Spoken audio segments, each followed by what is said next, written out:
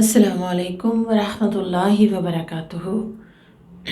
आज इंशाअल्लाह ताला हम सूरह मरियम आयत 22 टू 98 कुरान अज़ीम से इस्तिफ़ादा करेंगे। बिस्मिल्लाहि वस्सलातु वस्सलामु अला रसूलिल्लाह। अहसनुल कलामी कलामुल्लाह व अहसनुल हदी हदी मुहम्मद सल्लल्लाहु अलैहि व आलिहि वसल्लम। अम्मा बाद फ़अऊज़ु बिल्लाहि मिनश्शैतानिर्रजीम। बिस्मिल्लाहिर्रहमानिर्रहीम। रब्बिश्रह ली सदरी वयस्सिर ली अमरी वहलुल उक़दतम मिन लिसानी यफ़क़हू क़ौली। हमने पिछली आयत में देखा कि मरियम अलैहिस्सलाम जो अल्लाह सुब्हानहू तआला की बहुत पाकीज़ा और इबादत गुज़ार बंदी थी, अल्लाह सुब्हानहू तआला ने उनके पास फरिश्ता भेजा जिसने उन पे फूंक मारी और अल्लाह के इज़्न से वो हामिला हो गईं। फ़हमलतहु फ़ंतबज़त बिही मकानन क़स्विय्या। चुनांचे वो हामिला हो गईं तो उसे लिए हुए एक दूर की जगह पे चली गईं। फिर सजगी की तकलीफ़ ने उसे खजूर के दरख्त के पास पहुंचा दिया। कहने लगी, ए काश मैं इससे पहले ही मर चुकी होती, एक भूली बिसरी याद बन गई होती। किस वजह से? तकलीफ़ और रुसवाई का डर। और लोगों को आपको पता है कि बहुत सी चीज़ें ऐसी होती हैं कि जिनमें इंसान अल्लाह सुब्हानहू तआला के सामने सच्चा होता है, लेकिन लोगों के सामने अपनी सच्चाई पेश करना उसके लिए मुश्किल हो जाता है। कुछ ऐसी सिचुएशन थी। दूसरी चीज़ यहाँ से हमें पता चलती है कि खजूर जो है वो अगरचे एक बहुत क़ुव्वत बख्श ग़िज़ा है, ख़ास तौर पे हामिला औरतों के लिए मुफीद और फ़ायदेमंद है, तो उसका इस्तेमाल करना चाहिए। फ़नादाहा मिन तहतिहा। तो फरिश्ते ने उसकी निचली जानिब से पुकारा कि तुम गम न करो, तुम्हारे रब ने तुम्हारे नीचे की जानिब से एक चश्मा जारी कर दिया है और खजूर के दरख्त को पकड़कर अपनी तरफ हिलाओ, पकी हुई ताज़ा खजूरें तुम्हारे लिए गिरेंगी। फ़कुली वशरबी वक़र्री आइना। बस खाओ और पियो और अपनी आँखें ठंडी करो। बस अगर किसी इंसान को देखो तो कह दो कि मैंने रहमान के लिए खामोश रहने की नज़र मानी है।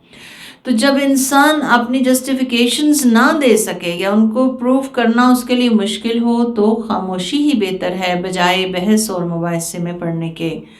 लिहाजा उन्हें कहा गया कि जब कोई इंसान तुम्हारे सामने आए तो तुम उसे बता दो कि मैंने खामोश रहने की नज़र मानी है, इसलिए मैं आज किसी इंसान से बात नहीं करूँगी। अब क्या हुआ? डिलीवरी हो गई। फ़अतत बिही क़ौमहा तहमिलु। फिर वो अपने बच्चे को उठाए हुए अपनी कौम, अपने लोगों के पास आई तो उन्होंने कहा, क़ालू, कहने लगे, या मरियम, ए मरियम, लक़द जीती शैअन फ़रिया, कि तुमने तो बहुत ही बुरा काम कर डाला। ए हारून की बहन, तुम्हारा बाप कोई बुरा आदमी न था और ना ही तुम्हारी माँ बदकार औरत थी। उन्होंने कोई जवाब नहीं दिया। फ़अशारत इलैहि। तो मरियम अलैहिस्सलाम ने बच्चे की तरफ इशारा कर दिया और लोग कहने लगे कि हम कैसे इससे बात करें जो अभी गोद का बच्चा है। क़ाल इन्नी अब्दुल्लाह। बच्चा बोल उठा, बेशक मैं अल्लाह का बंदा हूँ। आतानियल किताब। अल्लाह ने मुझे किताब दी, यानी माँ के पेट में ही किताब उनको दे दी गई, याद करा दी गई, सिखा दी गई। आतानियल किताब, और उसने मुझे इंजील दी है। वजअलनी नबिया, और मुझे नबी बनाया है। और अब आप देखें कि अल्लाह सुब्हानहू तआला ने किस तरह से उनकी बरात बच्चे के ज़रिए से करा दी कि पैदा होते ही बच्चा बोल उठा और फरमाया, वजअलनी मुबारकन ऐनमा कुंत, और उसने मुझे बाबरकत बनाया है जहाँ भी मैं रहूँ। कौन होते हैं लोग जो बाबरकत होते हैं, मुबारक होते हैं? वो लोग जो हर हाल में नेकी के मौके और नेकी के रास्ते तलाश करते हैं और लोगों में खैर तक़सीम करते हैं। तो अगर मैं या आप भी बनना चाहते हैं मुबारक, تو پھر اس کے لیے ہمیں دوسروں کو فائدہ پہنچانے والا، خیر کا سفیر، معلم خیر بننا ہوگا۔ تو انہوں نے کہا کہ میرے رب نے مجھے بابرکت بنایا جب تک میں زندہ رہوں، اور مجھے نماز اور زکوٰۃ کی وصیت کی ہے، اور مجھے میری ماں کا فرما بردار بنایا ہے، اور مجھے سرکش و بدبخت نہیں بنایا، اور مجھ پر اللہ کی سلامتی رہی جس دن میں پیدا ہوا، اور اس دن بھی رہے گی جب میں مروں گا اور جب دوبارہ اٹھایا جاؤں گا۔ ذالک عیسی ابن مریم، یہ ہیں عیسیٰ ابن مریم، یعنی یہ ان کی حقیقت، یہ ان کا تعارف ہے۔ قول الحق الذی فیہ یمترون، یہی وہ حق بات ہے جس میں تم لوگ اختلاف کرتے رہتے ہو۔ ما کان للہ ان یتخذ من ولد، اللہ کے لیے یہ مناسب ہی نہیں کہ اس کا کوئی بیٹا ہو، کوئی لڑکا ہو۔ سبحانہ، پاک ہے وہ ہر کمزوری، ہر نقص، ہر عیب سے کہ اس کی اولاد ہو۔ اس کا حال کیا ہے؟ اذا قضى امرا فانما يقول له كن فیکون، وہ تو جب کسی چیز کا فیصلہ کرتا ہے تو صرف اتنا کہتا ہے کہ ہو جا، اور وہ ہو جاتی ہے۔ تو اسے کسی اولاد جیسی کمزوری کی کوئی ضرورت نہیں۔ فرمایا وَإِنَّ اللَّهَ رَبِّي وَرَبُّكُمْ فَاعْبُدُوهُ، قصہ مختصر کیا ہے کہ اللہ ہی میرا بھی رب ہے، میرا خالق مالک مدبر وہی، اور تمہارا بھی خالق مالک مدبر وہی۔ تو پھر اس کی ربوبیت کا تقاضا کیا ہے؟ فَاعْبُدُوهُ، بس اس کی بندگی بجا لاؤ، اس کی عبادت کرو، اس کی اطاعت کرو، اس کی غلامی کرو۔ ھذا صراط مستقیم، یہی دراصل سیدھا راستہ اور صراط مستقیم ہے۔ لیکن کیا ہوا؟ جماعتوں نے آپس میں اختلاف کیا، تو کافروں کے لیے قیامت کے دن حاضری کے وقت بڑی بربادی ہوگی، جس دن وہ لوگ ہمارے سامنے آئیں گے۔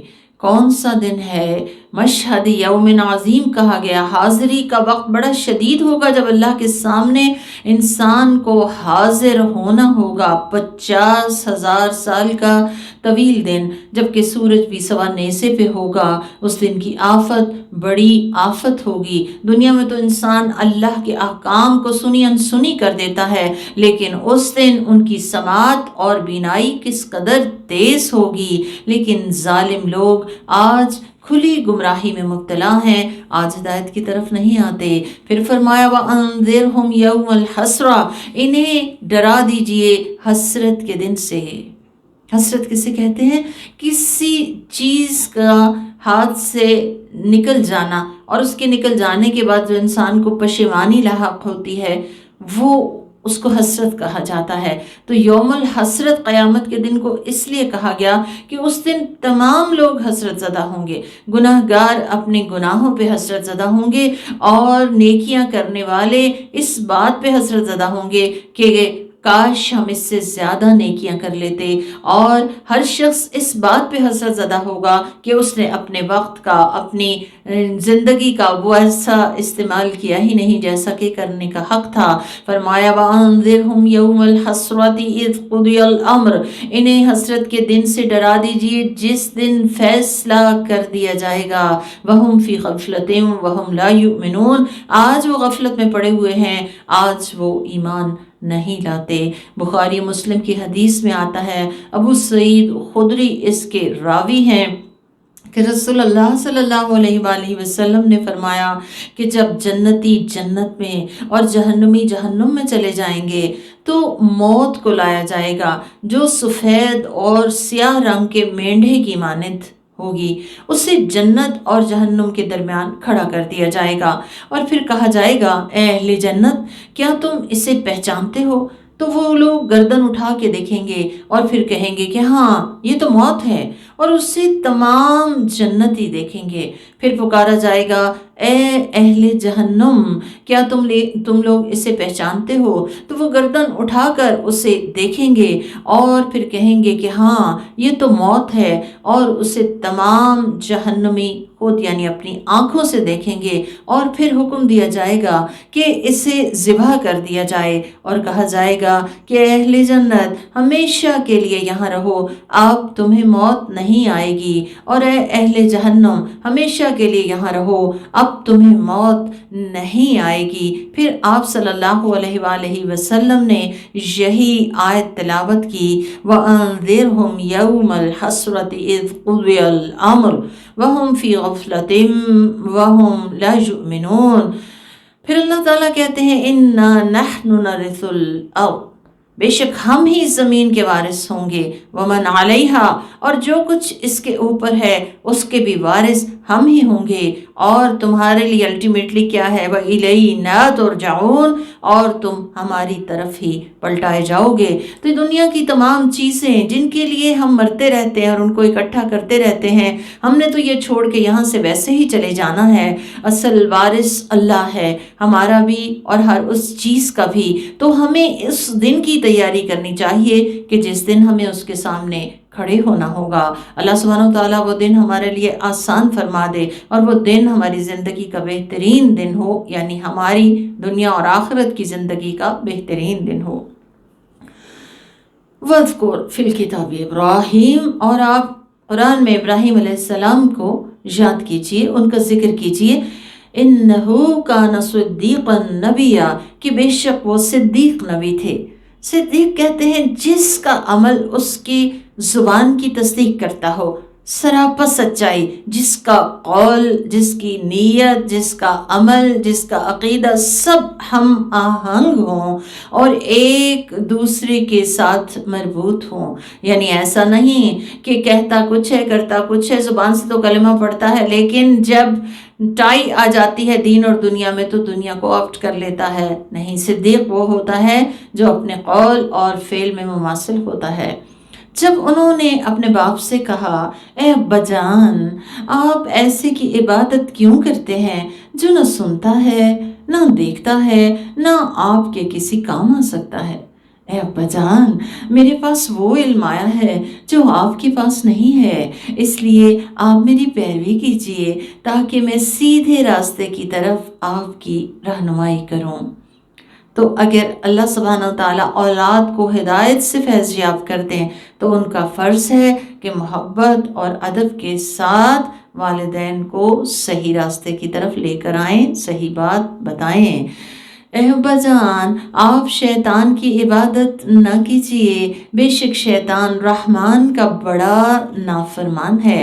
تو ساتھ انہیں وجہ بھی بتا رہے ہیں کہ شیطان کی بندگی نہ بجا لانے کی وجہ کیا ہونی چاہیے۔ یا ابتی، اے میرے پیارے ابا جان، انی اخاف ان یمسک عذاب من الرحمن، مجھے ڈر لگتا ہے آپ کو رحمان کی طرف سے کہیں عذاب نہ چھو جائے، فتکون للشیطان ولیا، اور پھر تو آپ شیطان کے ساتھی بن کے رہ جائیں گے۔ کتنا درد ہے، کتنی محبت ہے، کتنی کلوزنس ہے والد کے ساتھ کہ اس کی آخرت کو بچانا چاہتے ہیں۔ قال اراغب انت عن آلہتی یا ابراہیم، ان کے باپ نے کہا، اے ابراہیم، کیا تم میرے معبودوں سے مجھے پھیر رہے ہو، ان سے برگشتہ کر رہے ہو؟ لئن لم تنتہی، اگر تم باز نہ آئے اپنی حرکتوں سے، لارجمنک، میں تمہیں رجم کر دوں گا، سنسار کر دوں گا، وہجرنی ملیا، چھوڑ دو مجھے، دور ہو جاؤ مجھ سے۔ قال سلام علیک، ابراہیم علیہ السلام نے کہا، آپ پہ سلامتی ہو۔ کس قدر فرما برداری اور یعنی کس قدر متواضع انداز ہے والد کے ساتھ معاملہ کرنے کا بہترین طریقہ، اور ان کی خیر خواہی نہیں چھوڑتے۔ ساستغفر لک ربی، میں اپنے رب سے ضرور آپ کے لیے استغفار کروں گا، آپ کی بخشش مانگوں گا۔ انہو کان بی حفیہ، بے شک وہ مجھ پہ بڑا مہربان ہے۔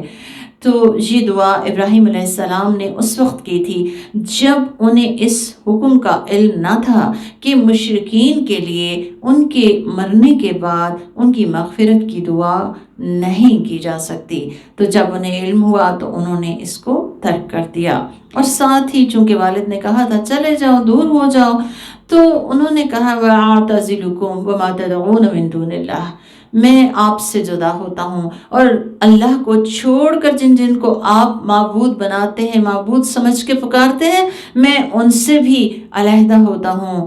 وَأَدْعُو رَبِّي، اور میں اپنے رب کو پکارتا ہوں اور میں اپنے رب کو پکاروں گا۔ تو آپ دیکھیں کہ پیغمبر دعا پہ بہت بھروسہ رکھتے ہیں، کیونکہ دعا مومن کا ہتھیار ہے، لہٰذا وہ اپنے رب سے فریاد کرتے ہیں اور کہتے ہیں عسیٰ اللہ اکون بدعاء ربی شقیہ، مجھے امید ہے کہ اپنے رب کو پکار کے میں کبھی محروم نہیں رہوں گا، کبھی میں بدبخت نہیں ہوں گا۔ پس جب ابراہیم علیہ السلام ان لوگوں سے کنارہ کش ہو گئے اور ان معبودوں سے بھی جنہیں وہ اللہ کے سوا پوجتے تھے، تو ہم نے انہیں اسحاق اور یعقوب علیہ السلام عطا کیے اور ہر ایک کو ہم نے نبی بنایا اور ہم نے انہیں اپنی رحمت سے نوازا اور ان کی نیک نامی کو بلند کیا یا اونچا کیا۔ تو اللہ کی خاطر جب انسان معصیت کا ارتکاب کرنے والوں اور معصیت کے جو سورسز ہیں ان سے کنارہ کشی اختیار کرتا ہے، تو دراصل اللہ سبحانہ وتعالیٰ ایسے بندے کے لیے بخشش اور عطیات کے دروازے کھول دیتے ہیں، اس کی روح کو سرشار کر دیتے ہیں اور خوش بختی اس کا مقدر بنا دیتے ہیں۔ فرمایا وَاذْكُرْ فِي الْكِتَابِ موسیٰ، اور اس کتاب میں موسیٰ علیہ السلام کا ذکر کیجئے، اِنَّهُ كَانَ مُخْلَصًا وَكَانَ رَسُولًا نَبِيًّا، بے شک وہ بہت اللہ کے چنے ہوئے بندے تھے اور رسول نبی تھے۔ ایک کے بعد ایک اللہ سبحانہ وتعالیٰ اپنے چنے ہوئے بندوں کا ذکر کرتے ہیں تاکہ ہم ان کے اسوہ سے سیکھیں اور وہ عادتیں اپنائیں۔ ہم نے طور کی دائیں جانب سے انہیں پکارا اور انہیں قریب کر کے سرگوشی کی اور اپنی رحمت سے ان کے بھائی ہارون علیہ السلام کو ان کی خاطر نبی بنا دیا۔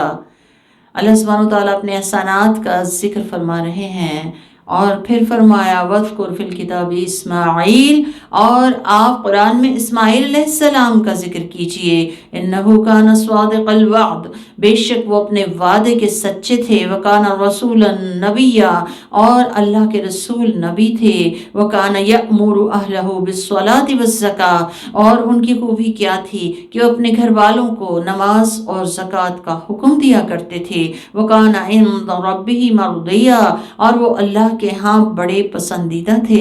تو رب کے پسندیدہ بندے کی صفات میں پتہ چل جائیں، تو اگر ہم چاہتے ہیں کہ ہم بھی رب کے پسندیدہ بن جائیں تو ہمیں یہ صفات اپنے اندر پیدا کرنی چاہیے، وعدے کا سچا ہونا، اور پھر اپنے گھر والوں کو نماز اور زکوٰۃ کا حکم دینا، اور یقیناً یہ حکم انسان تبھی دے سکتا ہے جبکہ وہ خود بھی ان پہ عمل پیرا ہوتا ہو۔ اللہ تعالیٰ ہمیں اس کی توفیق عطا فرمائے اور ہم سب کو اپنے پسندیدہ بندوں میں شامل فرمائے۔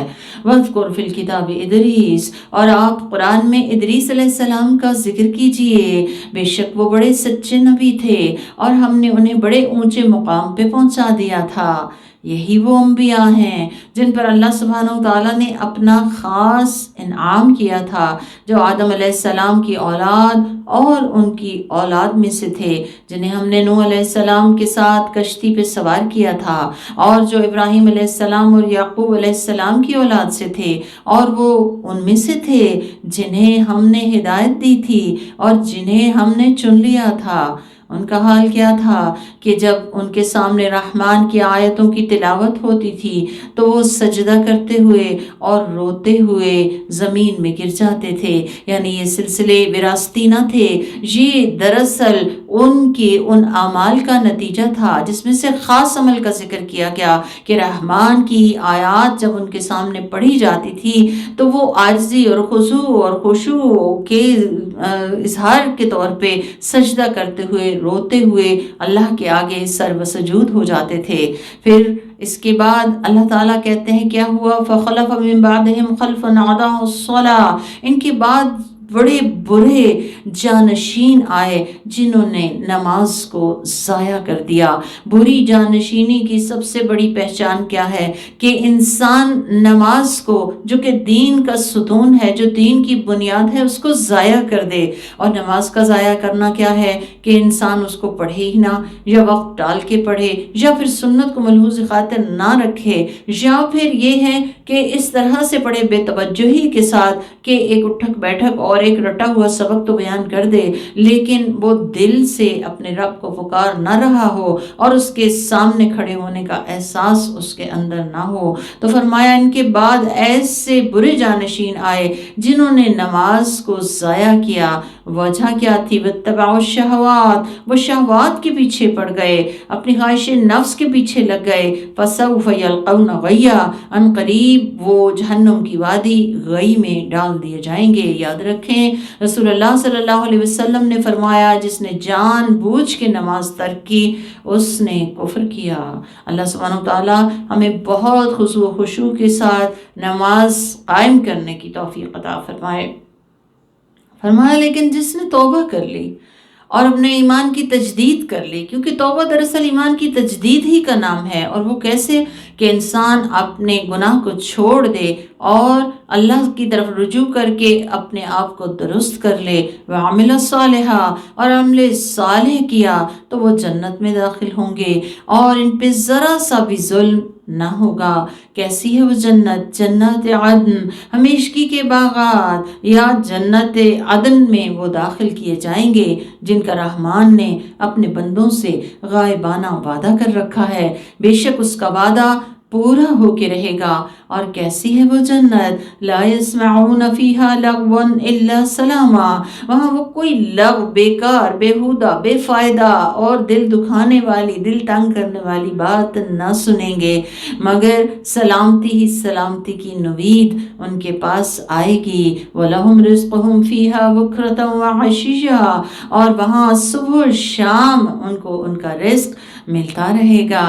تِلْكَ الْجَنَّةِ الَّتِي نُورِثُ مِنْ عِبَادِنَا مَنْ كَانَ تَقِيًّا، یہ ہے وہ جنت جس کا وارث ہم اپنے بندوں میں سے اسے بنائیں گے جو تقوی رکھتا ہوگا، جو اپنی رب کی ذات کے احساس کے ساتھ زندہ رہا کہ میرا رب تو مجھے دیکھتا ہی ہے، اور پھر اس وجہ سے وہ ہر اس برائی سے رک گیا جس سے اللہ نے روکا ہے، ہر وہ کام مشکل ہو کر بھی اس کے لیے آسان ہو گیا جس کا رب نے حکم دیا، تو یہ جنت اسی کے لیے ہے۔ تو اللہم انا نسألک الہدی والتقی والعفاف والغنی، آمین۔ اللہ سبحانہ وتعالی ہمیں اس جنت کا وارث بنائے۔ پھر اس کے بعد ذکر ہے اس بات کا کہ نبی کریم صلی اللہ علیہ وسلم جبریل امین کے آنے کے مشتاق ہوتے تھے، اپنے رب کے پیغامات کے مشتاق ہوتے تھے۔ تو کچھ دن وہ نہ آئے تو آپ نے کہا آپ ہمارے پاس جلدی جلدی کیوں نہیں آتے؟ تو یہ آیت نازل ہوئی اور کہا وما نتنزل الا بامر ربک، اور ہم آپ کی مرضی کے بغیر زمین، آپ کے رب کی مرضی کے بغیر زمین پہ نہیں اترتے۔ اسی کے پاس ان تمام باتوں کا علم ہے جو ہمارے آگے ہیں، یعنی ہمارے فیوچر کا بھی اس کو پتہ ہے، اور جو ہمارے پیچھے ہے یعنی ہمارے ماضی سے بھی وہ واقف ہے، اور جو ان کے درمیان ہے ان بٹوین اس سے بھی وہی واقف ہے۔ وما کان ربک نسیا، اور آپ کا رب کسی بات کو بھولنے والا نہیں، نہ وہ غافل ہے اور نہ ہی نسیان اس کو لاحق ہے، بلکہ وہ غفلت و نسیان سے پاک ہے۔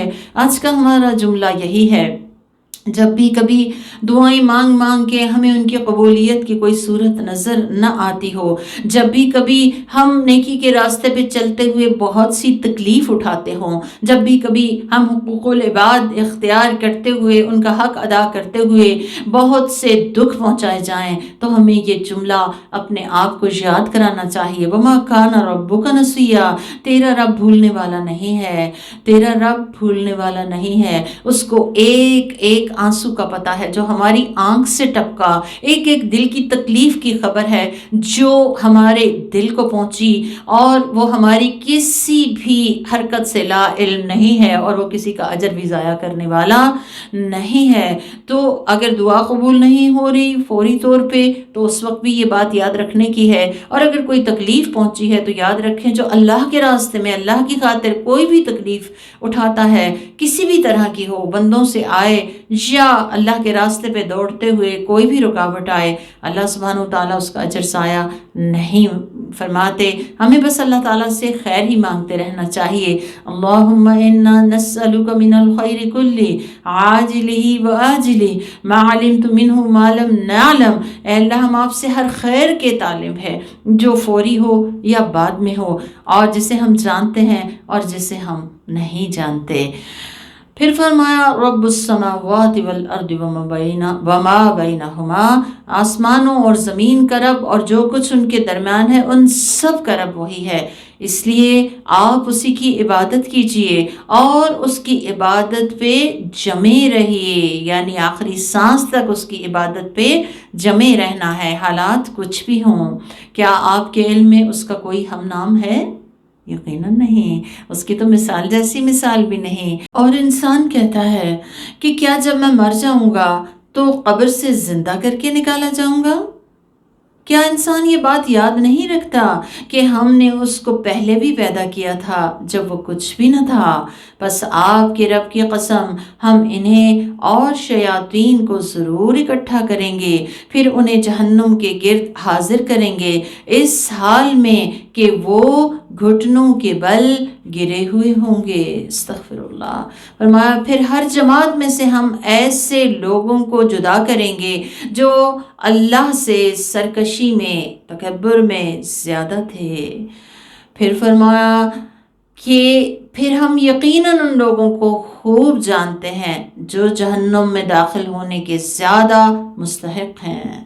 اللہ سبحانہ وتعالی ہمیں جہنم سے بچائے۔ فرمایا وَإِن مِّنكُمْ إِلَّا وَارِدُهَا، اور تم میں سے ہر شخص اس پہ سے ضرور گزرے گا۔ کس پہ سے؟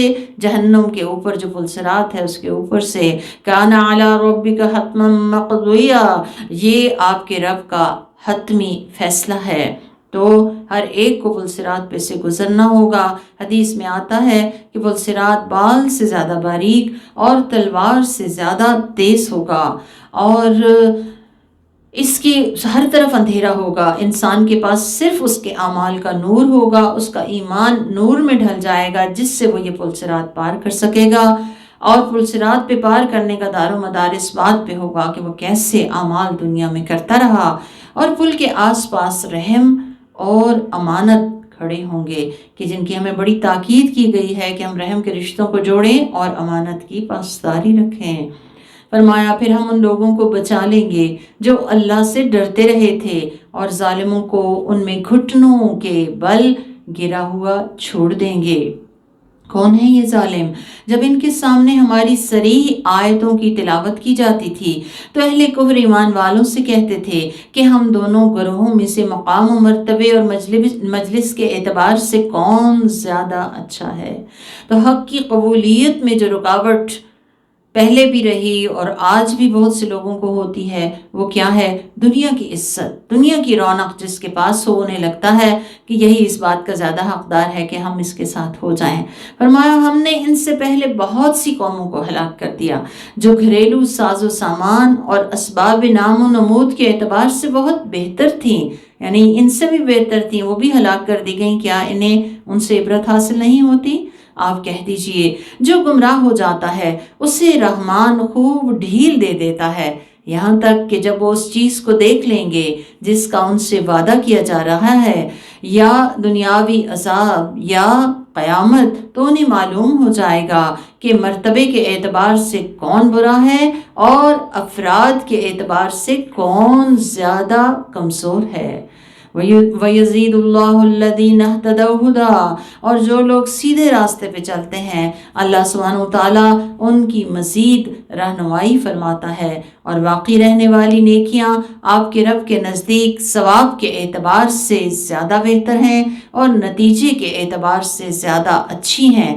تو اوورآل ہمیں کیا بات بتائی گئی کہ اگر ہم ہدایت پہ چلیں گے تو اللہ تعالیٰ ہمارے لیے وہ راستے پہ چلنا آسان کر دیں گے۔ دوسری چیز یہ ہے کہ لوگ دنیاوی معیار سے باہر نکل کے یہ بات یاد رکھیں کہ جو چیز ہمیشہ باقی رہنے والی ہے وہ نہ تو دنیا کا نام و نمود ہے، نہ دنیا کی تعیشات ہیں، بلکہ رب کے لیے کی گئی نیکیاں ہی بہتر ہیں، اور انہی سے بہتر انجام کی توقع بھی کی جا سکتی ہے۔ پھر فرمایا کیا آپ نے اس شخص کو دیکھا جس نے ہماری آیات کا انکار کیا اور کہا کہ یقیناً مجھے مال اور اولاد ملے گی۔ عموماً کیا ہوتا ہے، جیسے دنیا مل جاتی ہے وہ یہ سمجھتا ہے کہ آگے بھی اگر آخرت ہوئی بھی تو وہاں بھی اس کو مل جائے گا، شاید یہ اللہ کی رضا کی علامت ہے، حالانکہ یہ تو امتحان کا پرچہ ہے۔ فرمایا کیا وہ غیب کی خبر رکھتا ہے کہ اسے وہاں بھی مل جائے گا؟ یا اس نے رحمان سے کوئی عہد لے رکھا ہے؟ ہرگز نہیں۔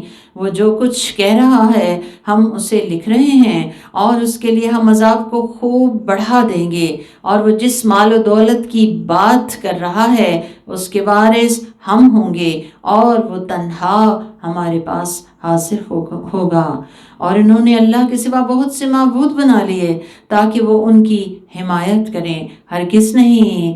سَيَكْفُرُونَ بِعِبَادَتِهِمْ وَيَكُونُونَ عَلَيْهِمْ ضِدًّا، وہ تو ان کی عبادت کے منکر ہو جائیں گے اور الٹے ان کے دشمن بن جائیں گے۔ کیا آپ نہیں دیکھتے کہ ہم نے شیطانوں کو کافروں کے پیچھے لگا رکھا ہے، وہ انہیں کفر و معاصی پہ خوب خوب ابھارتے رہتے ہیں، بس آپ ان کے بارے میں جلدی نہ کیجیے، ہم ان کے دن گن رہے ہیں۔ یوم نحشر المتقین الی الرحمن وفدا، وہ دن کہ جس دن ہم متقیوں کو رحمان کے پاس وفد کی صورت میں لائیں گے، کتنے عزت اکرام کے ساتھ لایا جائے گا۔